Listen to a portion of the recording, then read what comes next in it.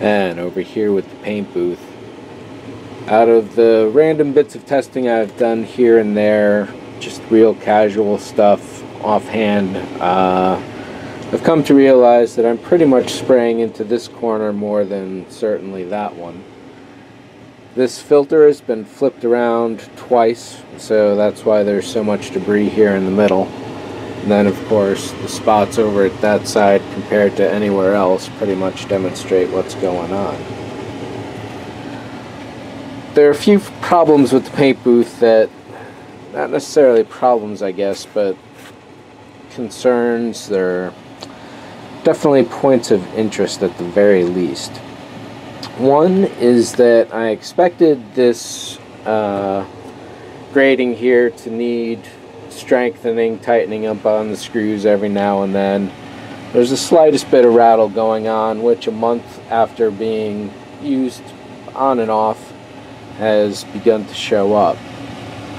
This relates to one of my immediate concerns from when I was building this, was that the 13 pounds of the fan is just going to be heavy.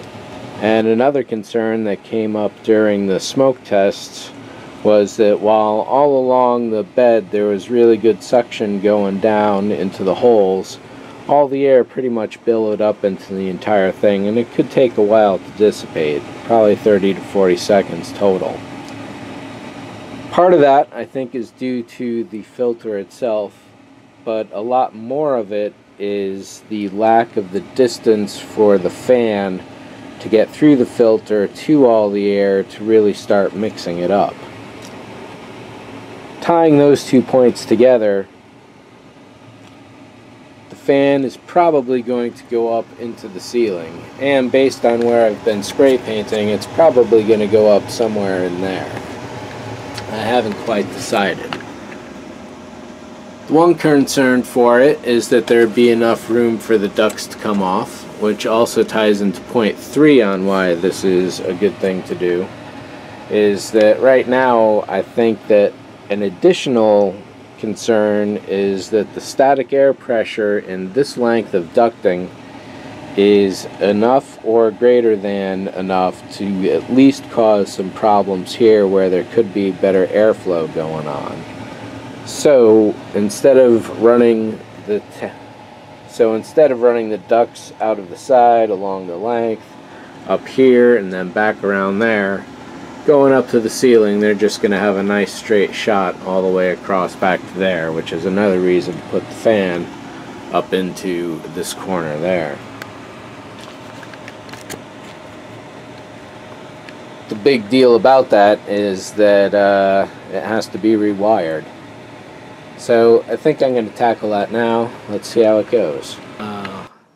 And roughly this is what it's going to look like. It looks like. I had been thinking the arm comes off on the other side and this would be a little more elegant. Unfortunately it's not. So this seems like the best overall angle on where to set everything. One of the downsides is that the lip on the blower itself is raised above where it needs to be. I should be able to drive that in or create some kind of seal, so that shouldn't be a problem, but it is something to note. With a much shorter trip this should be a lot better, but even here I can probably improve the airflow by like raising this all along the length so it's actually even with. Actually, yeah, that is pretty close to dead even. That's a nice coincidence there, actually. One of the very first concepts for this paint booth was that it be dual use. And the idea at that point was that I would close one panel off when I wanted to spray paint, and then I'd open another which I would hook up a vacuum cleaner, and then I could sand and cut and do all that kind of thing in here. Now I get to. So I got some cutting to do up there, and this will get converted, and this port down here will get covered for the immediate future, but it will be converted into a vacuum cleaner attachment so that I can sand, cut, scrape, and do all sorts of filing and mess making in here and be able to vacuum it up in a consolidated place. This business was a bit of a trick. I don't have a circle cutter, router, or anything like that, so I traced the circle line from this guy here and cut in. What I had wanted this to be was big enough for this to sit flush inside of here, thusly, except on this side. So what I had wanted was to fit this lip here flush to the bottom like that. However, I cut the hole too short. So rather, what I'll be doing is using this as a riser because of this guy right here. This little bit of a lip is bent just enough to be able to cause problems, so having the riser on this side should help out just a little. The only screws that I have are in place. I can't get a screwdriver to these two screw holes, so this area here is always going to be forever weak. However, I do have 2 screws here and 3 here. However, I do have 2 screws here and 3 screws there, so hopefully that won't be too bad. Now it's time to get this thing in place. Alright, so I've got the fan bolted down. The wire is respliced. That runs along over to there, to these 3 leads. That will be over here with the power for the lights there, which is going to run through here, which means I just got to take that lone wire there and rerun it up through that spot there. And here's a semi look at Paint Booth 3 V1. The false floor is going to go back in. The fan has been completely moved up to the top. A hole has been roughly gouged in there, and yeah, so far it's working pretty good. Theoretically, if this is running at 428 cubic feet a minute, and this right here is 12 cubic feet overall, then that should be clearing the entire booth space of air like once every 2.5 to 3.5 seconds or so. I don't know if that's supposed to be enough or is adequate, but it seems to be doing the job so far.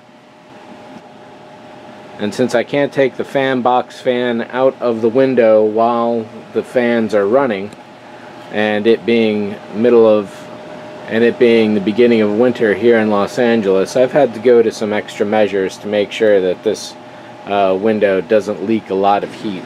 Part of the idea with having a vacuum cleaner here is that with the hole in the center I could create an attachment underneath and then just brush all the dirt in, but it's probably just as easy to take the hose and do it that way. When we're ready to buy a new vacuum cleaner, this one is going to get donated to the paint booth. I'm going to pull the bottom wheels off so it's just the canister and the motor, and stick that underneath so I always have access to it. And in order to avoid things like me being really orange and the booth being proper white, or the booth being totally blue and me being normal color, what I'll be doing on the next piece of work for the paint booth here is to actually lay down strips of warm white.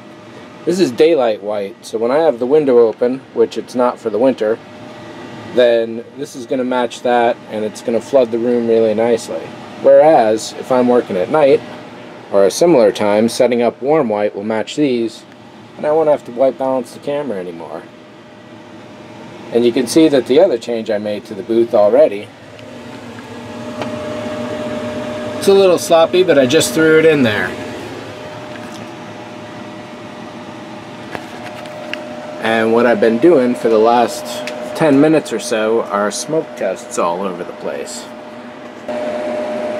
So what I've been doing here with the incense is looking for any major airflows. And a lot of air over in this area is simply being sucked into the fan.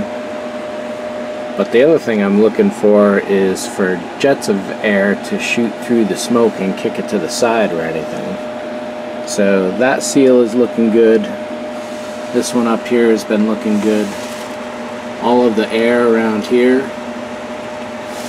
Presumably this bottom is open to help cool the motor, so I don't mind that much, but I will be putting a hood around it to help limit that air intake.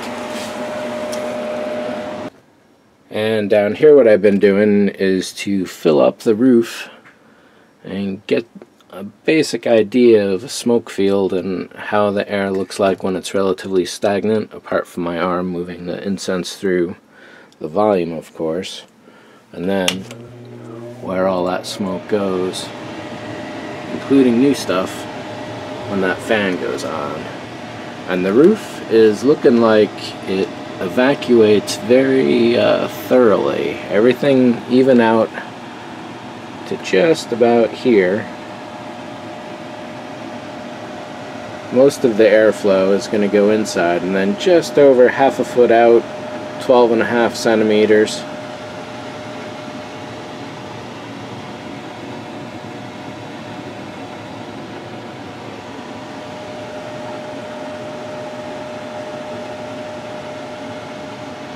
then on a triangular trajectory out from there. So right now it's set on maximum at 493 CFM, and that's probably about how I'm going to be running it in general. But the air does flow out very nicely. There's still going to be some odor coming through, but it won't be anywhere near as heavy. And then being able to block the entire cage off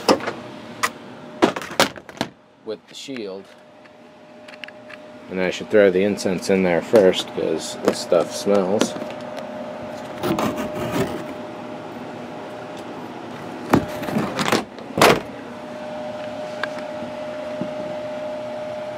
And then having the vapor shield on the outside helps protect the air from the rest of the workbench completely. So there'll be a little work to do up here, as I mentioned, just putting the hood. I may do some kind of sealing around there. I may seal the bottom, but that's pretty airtight so far from what it seems. Maybe it could be a few % better, but I'm not that much of a power user that I'm going to worry about it at the moment, because getting around to the far side wouldn't be all that particularly easy either. And now that this is attached to the roof, this is not the relatively light piece of board that it was before. The benefits are that I won't need a filter, a 24 by 36 filter at the very least, to go over the bottom. And I think the main problem with the design as I had it previously was that even though I really like having the motor on the bottom, the two downsides are that one, it's 13 pounds of weight hanging on however many screws it's used to attach, and two, you have to worry about physical debris falling in there and actually damaging the fan, possibly permanently and beyond repair. 3, you got to worry about dust getting down there and then clogging up all the pipes. And there's probably a 4 and a 5 if I really think about it any more seriously than that. However, and I do think, as a resolution to that, if I really wanted to keep the fan on the bottom, I do think that if I had a deeper basement here, instead of just the 2 or so inches it is, maybe 6 or 8, so that there was that much more of a vacuum chamber going on, that would definitely be better.